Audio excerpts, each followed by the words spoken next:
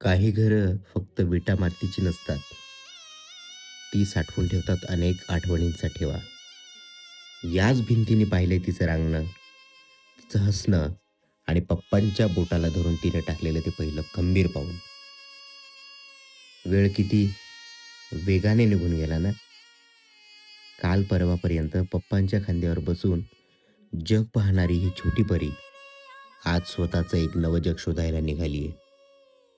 पप्पांच्या नजरेत लेकीच्या कर्तृत्वाचा अभिमान तर आहेच, पण काळजात एक हुरहुरही आहे, की आता पप्पा म्हणून हाक मारणारा तो गोड आवाज या घरात रोज ऐकू येणार नाही. आणि आई, तिच्यासाठी तर लेक म्हणजे तिचं दुसरं रूप.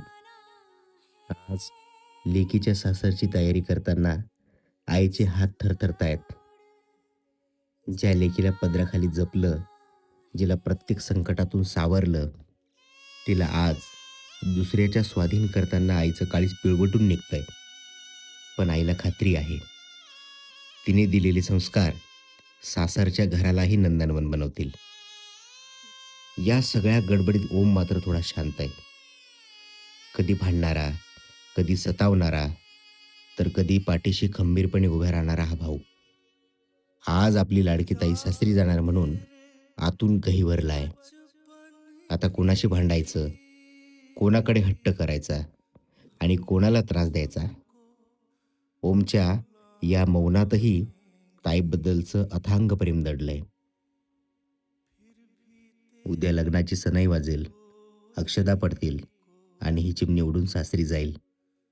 जाताना ती पप्पांचा विश्वास, आईची माया आणि ओमच्या खोड्या आठवणी म्हणून सोबत घेऊन जाईल.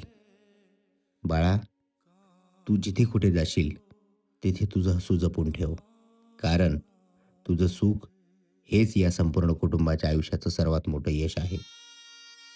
उंबरठा ओलांडताना मागे वळून पाहू नकोस, कारण तुझे पप्पा, आई आणि तुझा भाऊ सावली बनून कायम तुझ्या पाठीशी उभे आहेत, अगदी कायमचे.